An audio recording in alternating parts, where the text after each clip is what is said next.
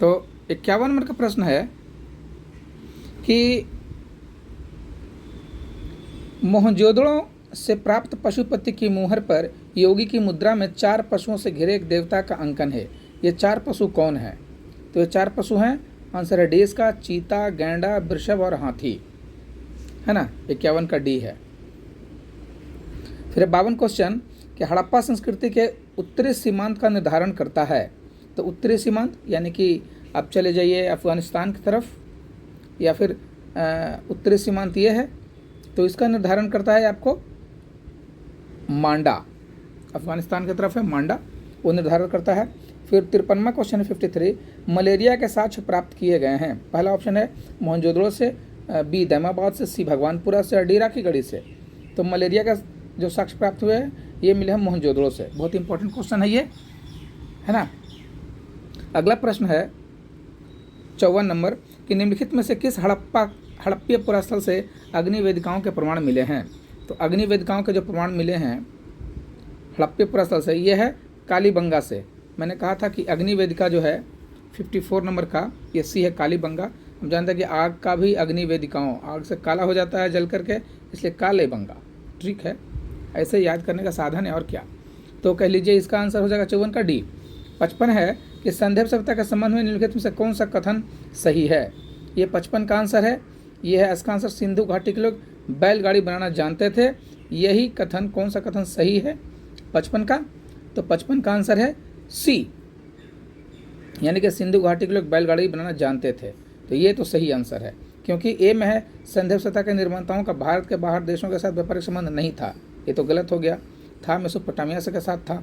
B है संदेव सभ्यता के निर्माताओं ने देवी देवताओं की पूजा नहीं की, ये गलत क्वेश्चन है, पूजा की थी भाई। फिर है डी में था कि सिंधु घाटी के लोग रुई से परिचित नहीं थे, बिल्कुल गलत है, वो तो कपास से परिचित थे, सूती वस्त्र बनाते थे। तो ये सी वाला जो आंसर है सही है, सिंधु घाटी के लोग बैलगाड़ी बनाना जानते थे। अब 56 नंबर क्वेश्चन है कि निम्नलिखित हिंदू देवताओं में से कौन सैंधव सभ्यता का प्रमुख देवता था। तो सिंधु सभ्यता का प्रमुख देवता कौन है? तो आपको 56 का जो आंसर है बताइए। 56 का आंसर पहला है गणेश, दूसरा ऑप्शन है शिव, तीसरा विष्णु, चौथा डी वरुण। तो ये शिव हो जाएगा आंसर। ये नहीं थे, ये नहीं थे, ये नहीं थे, तो कौन से प्रमुख देवता? ये शिव थे प्रमुख देवता। अगला प्रश्न है 57 कि हड़प्पा कालीन निम्नलिखित स्थलों में से किसमें घोड़े के अवशेष मिले हैं। तो आप जानते हैं कि घोड़े के जो अवशेष हैं वो मिले हैं। 57 नंबर का क्वेश्चन है, अब बताइए। ए है सुतकागंडोर, बी है कालीबंगा, सी लोथल और सुरकोतड़ा। तो यह सुरकोतड़ा से मिला है, यानी घोड़ा सुरकोतड़ा, ऐसा करके याद रखिए तो अच्छा रहेगा। और 58 नंबर का क्वेश्चन है 58 नंबर कि हड़प्पा कालीन सभ्यता के पतन की निम्नलिखित में से कौन सी परिस्थितियां सही प्रतीत होती है। तो पहला है कि पतन अनियमित था, विभिन्न क्षेत्रों में भिन्न भिन्न कारणों से हुआ था, पहला ऑप्शन। दूसरा आकस्मिक और विशेष विध्वंस कारण था, और तीसरा है सांस्कृतिक परिवर्तनों का परिणाम था। डी है पर्यावरणीय एवं पारिस्थितिकी कारणों से हुआ था। तो इसका सही आंसर है, सही प्रतीत होता है तो यह है कि पतन अनियमित था और विभिन्न क्षेत्रों में भिन्न भिन्न कारणों से हुआ था। ये आंसर है ए, 58 का ए आंसर है। और अगला प्रश्न है कि हड़प्पा सभ्यता का मानव सभ्यता के किस युग में रखा जा सकता है। पहला कांस्य युग, बी नवपाषाण युग, सी लौह युग और डी पूर्वपाषाण काल। बताइए। तो ये क्वेश्चन है, ये आंसर है कांस्य युग, क्योंकि वो कांसा बनाना जानते थे। आप जानते हैं कि एसन और कॉपर और एसन मिलकर के बनता है, कॉपर और जो टीन है उसको मिलकर बनता है कांसा, है ना। इसको लोग हिंदी वाले लोग जो हैं कटीता कहते हैं, कटीता, यानी कांसा बनता है टीन और तांबा से मिल करके, ठीक है। तो ये तो बायोलॉजी का, ये तो केमिस्ट्री का क्वेश्चन हो गया, साइंस का। और ये कांस्य युग, है ना, युग में रखा जा सकता है। अगला प्रश्न 60वां, सिंधु लिपि के प्राचीनतम नमूने कब देखने को मिले। सिंधु घाटी के प्राचीनतम नमूने बताइए जल्दी से आंसर, है ना। प्राचीनतम मिले हैं, प्राचीनतम नमूने कब देखने को मिले, तो हो गया आंसर है पहला है 1813, बी है 1853, सी है 1893 और डी है 1913। तो ये आंसर हो जाएगा 1953, 1853, सॉरी 1853, है ना। उस लिपि 1853 में देखने को मिले। 61वां प्रश्न है, सिंधु सभ्यता के मापक किस गुणांक भार के थे। अब मापक जो था, उसका जो बटखारा था मापने वाला, तो किस गुणांक भार के थे, यानी यूनिट क्या था जिससे वो मल्टीपल करके, जैसे ये भी करते हैं किलो, 1 किलो तक 5 किलो तक किलो हो गया उसका गुणांक। उसी प्रकार उसका जो आंसर थी ऑप्शन है, ए है 10, बी है 12, सी है 16 और डी है 18।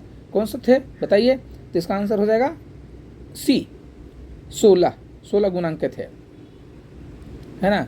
तो अगला प्रश्न है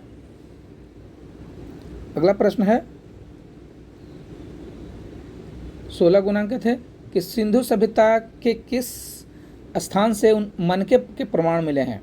मनके के प्रमाण कहाँ से मिले हैं बताइए। मनके के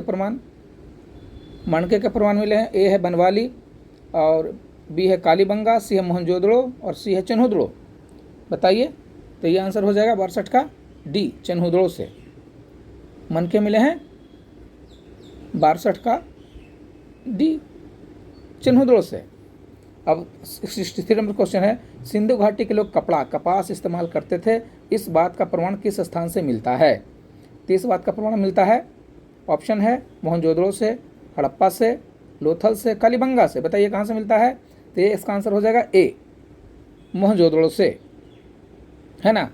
64 नंबर है, कालीबंगा में किसके अवशेष मिले हैं। तो बताइए, इंडो रोमन सभ्यता के, इस्लामी सभ्यता के, वैदिक सभ्यता के, सिंधु घाटी सभ्यता के। ये तो आसान प्रश्न है। ये सिंधु घाटी सभ्यता के प्रमाण मिले हैं कालीबंगा से। 65वां, मोहरों के अतिरिक्त हड़प्पा सभ्यता की लिपि में नमूने प्राप्त हुए हैं। मोहरों के अतिरिक्त हड़प्पा सभ्यता की लिपि में नमूने प्राप्त हुए हैं। तो लिपि, है ना, मोहरों पे तो लिपि थी ही, और कहाँ मिले हैं ये बताइए। तो पहला है ऑप्शन ईंटों पर, मृद मूर्तियों पर, मृद भांडों पर, मनकों पर। तो बताइए 65 का आंसर है डी, मनकों पर। मनकों पर लिपि मिली है लिखा हुआ, है ना। मन के गोल गोल होते थे, है ना, गले में पहनते थे माला बना करके मन का, है ना। और 66 क्वेश्चन है, निम्नलिखित में से कौन हड़प्पा संस्कृति की मोहरों पर सर्वाधिक अंकित पशु है। तो सर्वाधिक अंकित पशु बोल रहा है।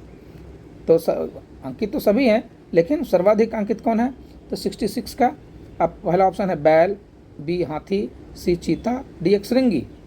तो इसका आंसर हो जाएगा डी, एक श्रृंगी पशु सर्वाधिक अंकित है। एक श्रृंगी पशु बहुत इंपॉर्टेंट क्वेश्चन है, जल्दी किताब पुस्तकों में ये सब प्रश्न नहीं मिलते हैं। अगला प्रश्न है, ये कालीबंगा विद्यमान है। कालीबंगा कहाँ विद्यमान है अब बताइए। ये ऑप्शन सिंध में, बंगाल में, उत्तर प्रदेश में, राजस्थान में। तो कालीबंगा आप जानते हैं कि 67 का क्या आंसर होगा। बहुत ईजी प्रश्न है, जल्दी बताइए। यह है राजस्थान में, है ना। अगला प्रश्न है कि सिंधु घाटी की सभ्यता की अधिकतर मोहरें निर्मित हैं।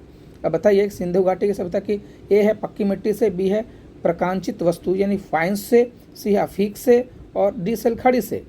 बताइए जल्दी से। 68 का आंसर हो जाएगा यहाँ डी, सिलखड़ी से, है ना। यह है सिलखड़ी से निर्मित, सिलखड़ी से निर्मित है। और अगला प्रश्न है 69 हो गया। अब आते हैं 70 नंबर के प्रश्न से। 70 नंबर का प्रश्न 70 नंबर का करेंगे हम लोग। यह है कि निम्नलिखित में से कौन सी सिंधु घाटी सभ्यता की प्रमुख विशेषता थी। बताइए। अर्थव्यवस्था, धार्मिक जीवन, नगर योजना, सामाजिक जीवन। बहुत ही आसान प्रश्न है, यह है नगर योजना, नगर योजना। अब 71वां नंबर का प्रश्न आइए, हड़प्पा कालीन लिपि के विषय में निम्नलिखित में से कौन सा एक अधिक संभावित है। बताइए कौन सा। यह निश्चित रूप से पूर्व द्रविड़ है, बी है यह निश्चित रूप से संस्कृत समूह से है, सी है यह वर्णानुक्रमिक नहीं है बल्कि मुख्य चित्र लिपि है मुख्यतः, डी है इन लिपियों में प्रयुक्त भाषा का निश्चय ही यूरोपीय संबंध है। अब बताइए अधिक संभावित कौन है। बताइए जल्दी से। प्रश्न ये टिपिकल है।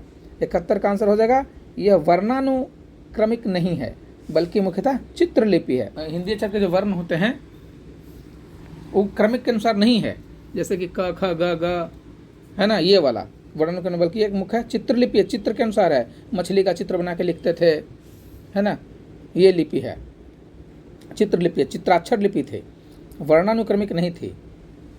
ठीक है। है ना, क ख ग घ ऐसा ऐसा लिखा हुआ नहीं था। अगला है 72वां प्रश्न। 72वां प्रश्न है कि निम्नलिखित में से कौन एक हड़प्पा स्थलों के समुच्चय में ऐसे ढांचे प्राप्त हुए हैं जिसमें अग्नि वेदिकाएं हैं। निम्नलिखित में से कौन से एक हड़प्पा स्थलों के समुच्चय में से ऐसे ढांचे प्राप्त हुए हैं जिसमें अग्नि वेदिकाएं हैं। बताइए 72 का अग्नि वेदिकाएं कहाँ मिली है।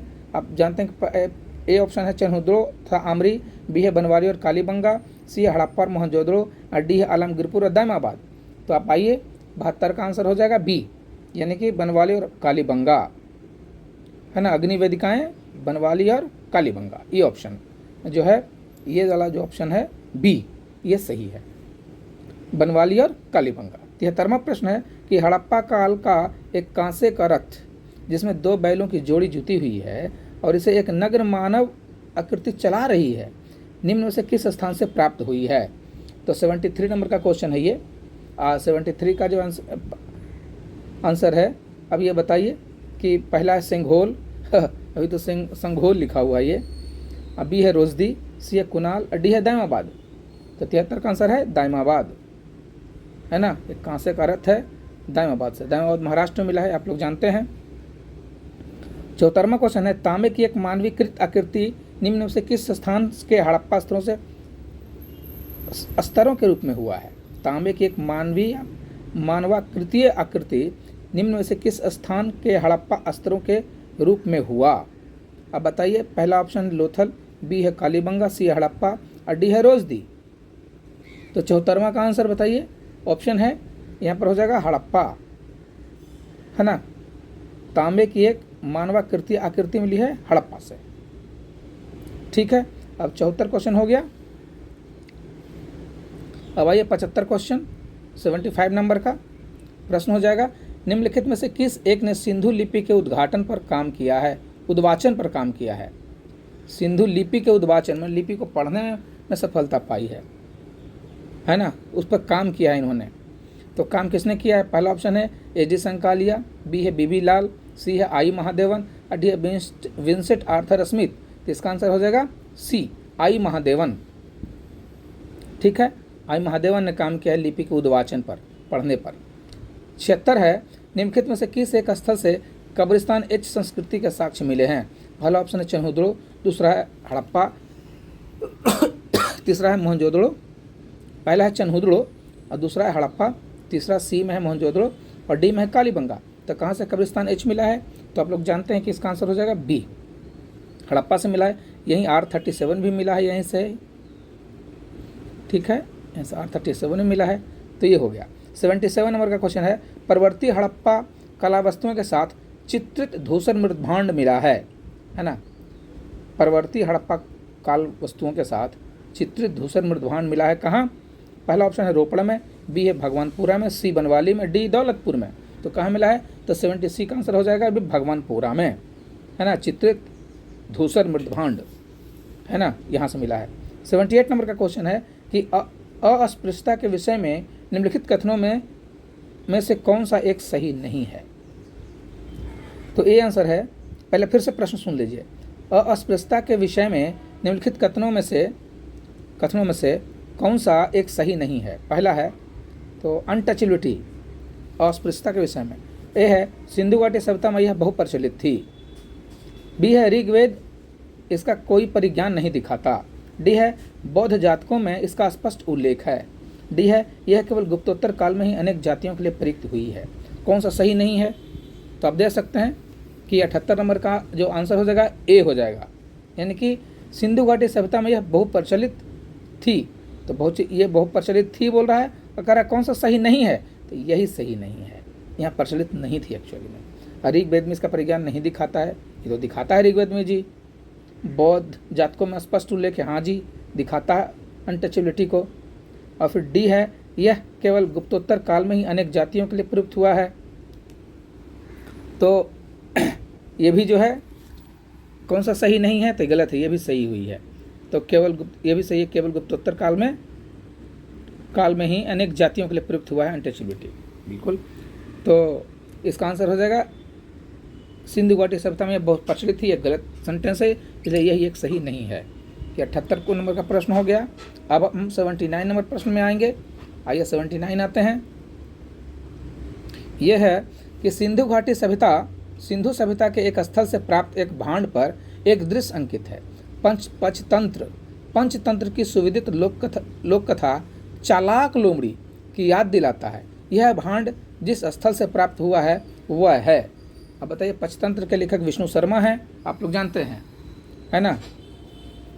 तो उसमें जो कहानियां हैं लोगों को उपदेश देने के लिए पशुओं पर आधारित कहानियां का एक संग्रह है। पंचतंत्र विष्णु शर्मा थे जो उन्होंने लिखा है इस पुस्तक को, पंचतंत्र को। तो बताइए कि यह भांड जिस स्थल से प्राप्त हुआ है वो पहला ऑप्शन है ये हड़प्पा, बी है लोथल, सी है चनहुदड़ो और डी है कालीबंगा। बताइए कहाँ होगा 79 का आंसर, जल्दी बताइए। इसका आंसर है ए, हड़प्पा में मिला है।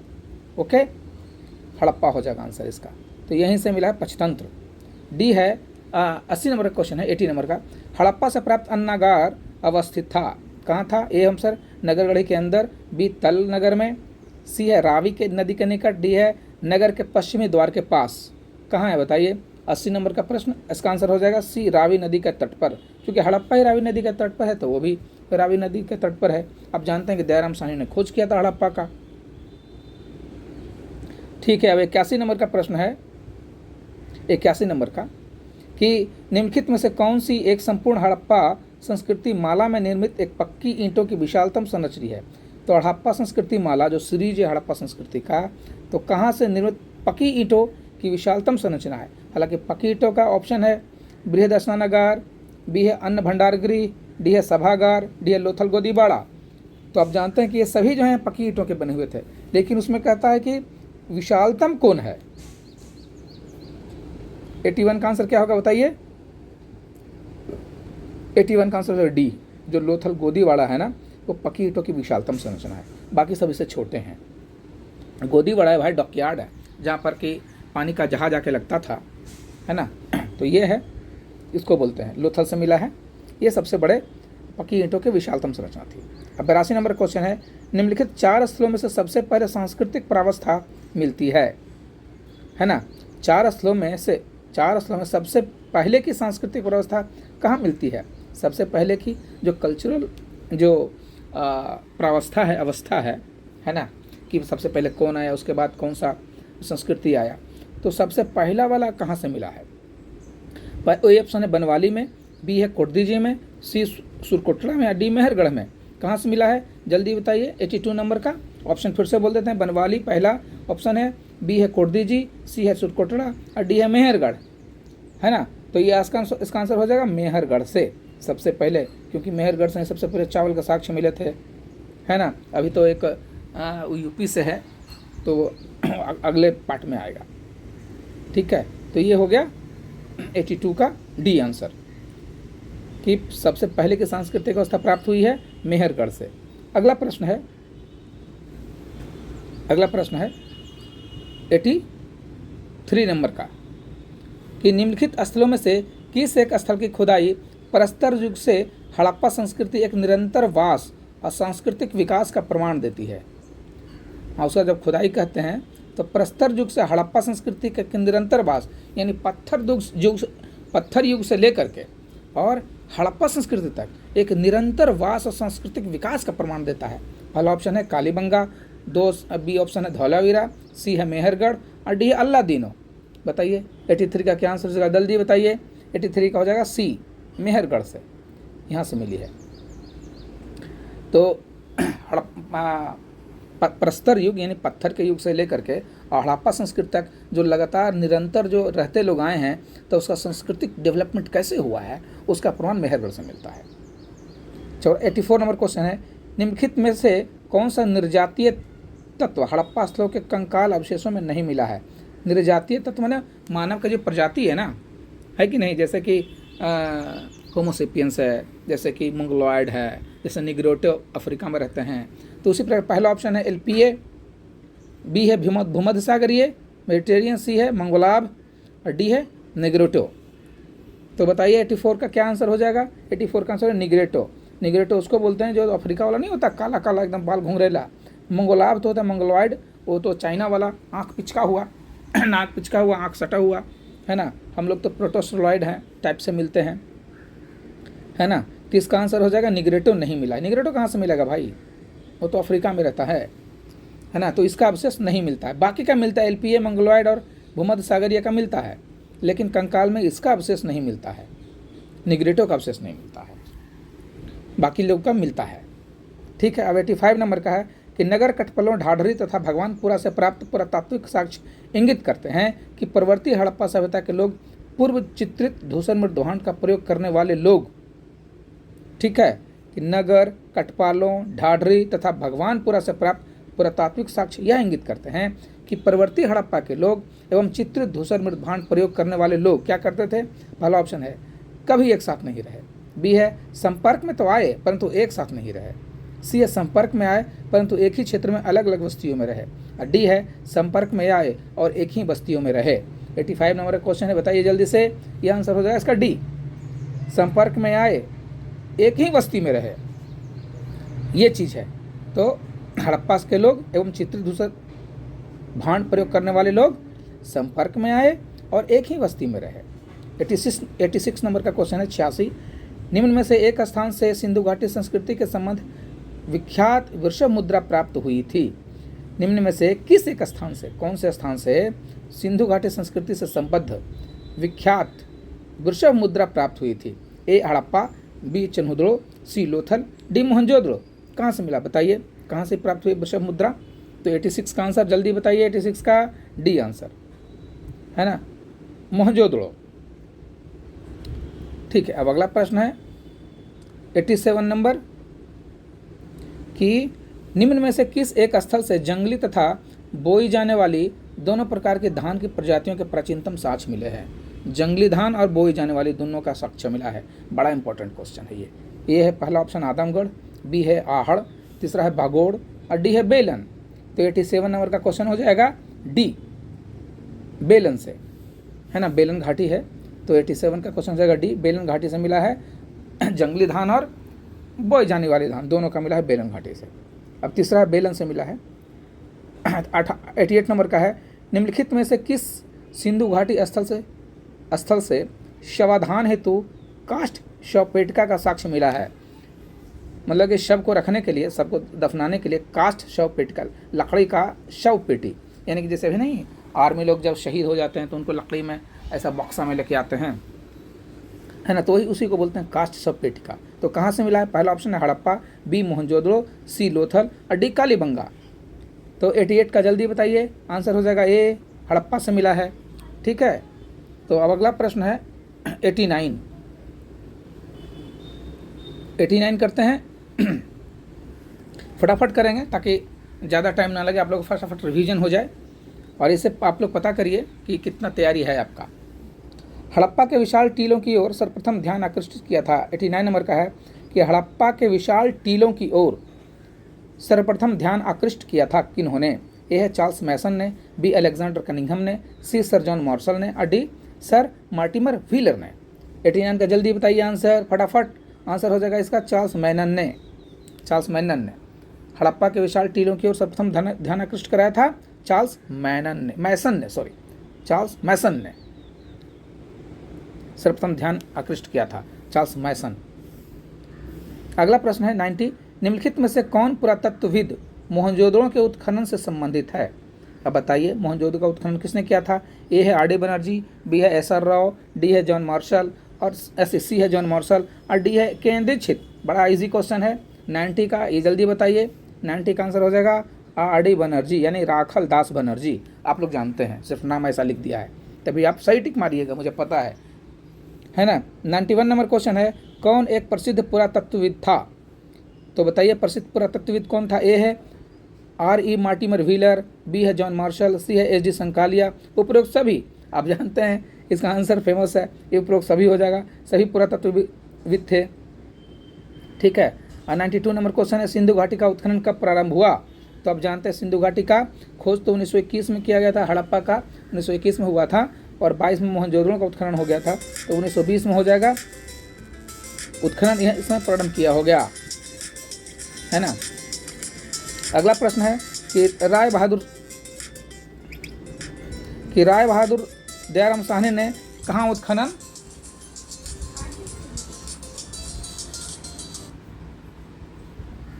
हाँ, अगला प्रश्न है कि राय बहादुर दयाराम साहनी ने कहाँ उत्खनन करवाया था।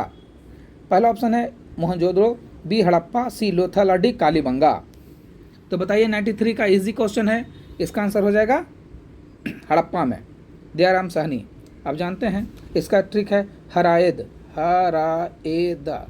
हड़प्पा का रखलदस है ना, हड़प्पा का रावी नदी पर है, हड़प्पा है रावी नदी पर, ए से 21 में और द से दयाराम साहनी ने किया था।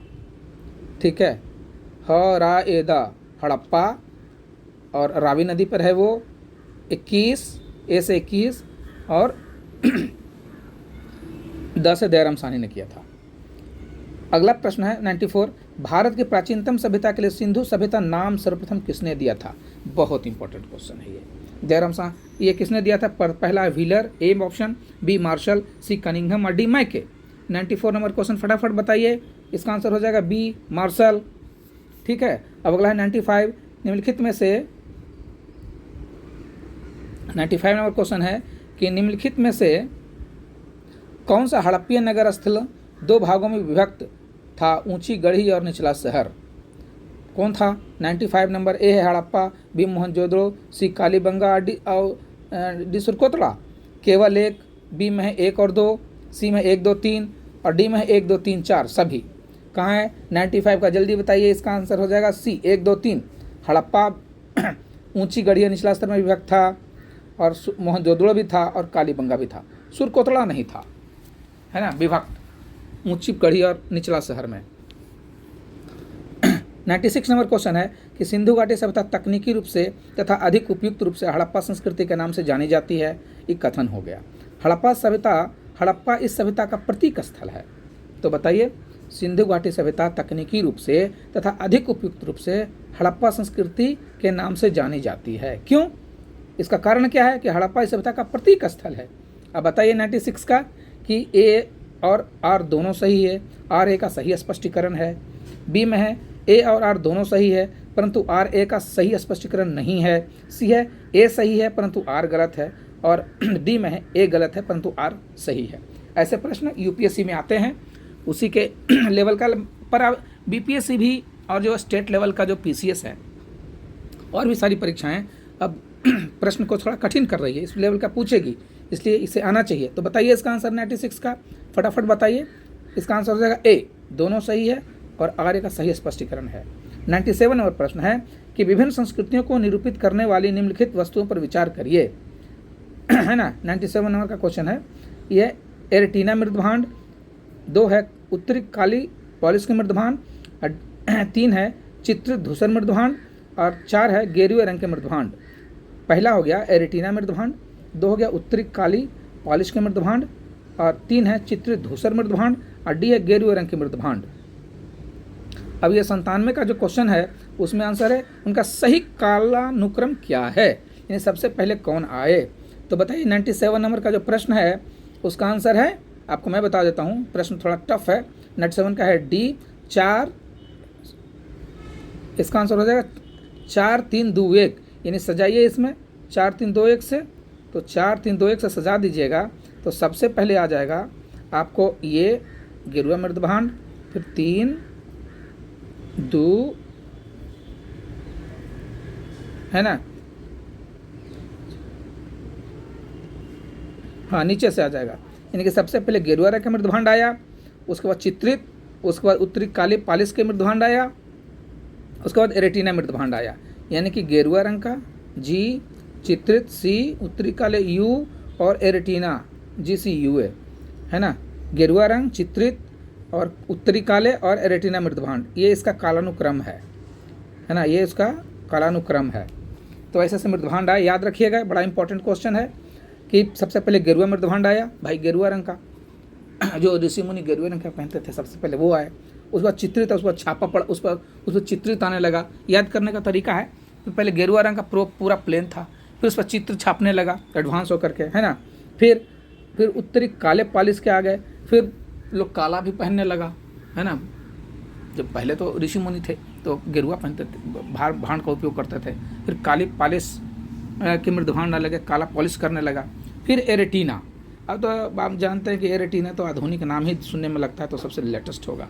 तो सबसे पहले गेरुआ रंग का मृदभांड उपयोग की ऋषि मुनि, फिर चित्रकला के चित्र बनाए, फिर काला पॉलिश लगाए, फिर एरेटीना। एरेटीना नाम है एडवांस टाइप लग रहा है, इसलिए वो सबसे पहले कालानुक्रम ये तरीका से याद रखेंगे, हो जाएगा। ठीक है, तो ये हो गया आपको 97 नंबर का। अब आ जाइए 98 नंबर का क्वेश्चन, है ना। 98 नंबर का क्वेश्चन में आ जाइए कि धान की खेती के प्रमाण चिन्ह कहाँ से प्राप्त हुए हैं। धान की खेती के देखिए 98, पहला है लोथल रंगपुर, बी है कालीबंगा रोपड़, और सी है हड़प्पा सभी स्थलों से, हड़प्पा कालीन सभी स्थलों से, और डी है आलमगीरपुर और हड़प्पा से। सुन लीजिए फिर से, धान की खेती के प्रमाण चिन्ह कहाँ से प्राप्त हुए हैं। ए है लोथल एवं रंगपुर, बी है कालीबंगा और रोपड़, सी है हड़प्पा कालीन सभी स्थलों से धान की खेती, और डी है आलमगीरपुर और हड़प्पा। 98 का जल्दी बताइए, इसका आंसर हो जाएगा ए, लोथल और रंगपुर से मिले हैं धान की खेती के इन ऑप्शनों में। 99 है, कौन सा स्थान इंगित करता है कि हड़प्पा समुद्र से जुड़ा हुआ था। कौन सा स्थान इंगित करता है कि हड़प्पा समुद्र से जुड़ा हुआ था। तो आप सभी लोग जानते हैं, ए ऑप्शन में कालीबंगा, बी में लोथल, सी में मोहनजोदड़ो और डी में रोपड़। तो आप लोग तो इसमें मास्टर हैं, फट से मार दीजिएगा आप भी, लोथल गोदीवाड़ा वहाँ से मिला है। 100 नंबर का प्रश्न है, हम लोग आज 100 तक करेंगे, 101 तक कर लेंगे, हो सके तो एक एक्स्ट्रा ही रखना चाहिए। तो 100 नंबर का है अंतिम प्रश्न, हड़प्पा संस्कृति में प्राप्त मोहर पर निरूपित शिव की आकृति की पहचान के संदर्भ में निम्नलिखित कथनों पर विचार कीजिए। 100 नंबर का प्रश्न है, तो फटाफट करिए। अब पहला है कि यह लिंग के रूप में दिखाई गई है, तो गलत बात है भाई। यह योग मुद्रा में बैठे हुए, यह योग मुद्रा में बैठे हुए रूप में दिखाई गई है। यह पशुओं से घिरी हुई है। और चौथा है, यह एक नारी आकृति के साथ दर्शाई गई है जिनकी पार्वती के रूप में पहचान की जा सकती है ना। उपर्युक्त में से कौन से सही कारण हैं जिनसे उक्त आकृति के शिव के होने के पहचान की जा सकती है। तो 100 नंबर का क्वेश्चन है, आप बताइए, ये उसका ऑप्शन हो जाएगा ये इसमें से कौन कौन है। तो ए में ऑप्शन है 1 और 4, बी में है 2 और 3, और सी में है 2 और 4, और डी में है 3 और 4।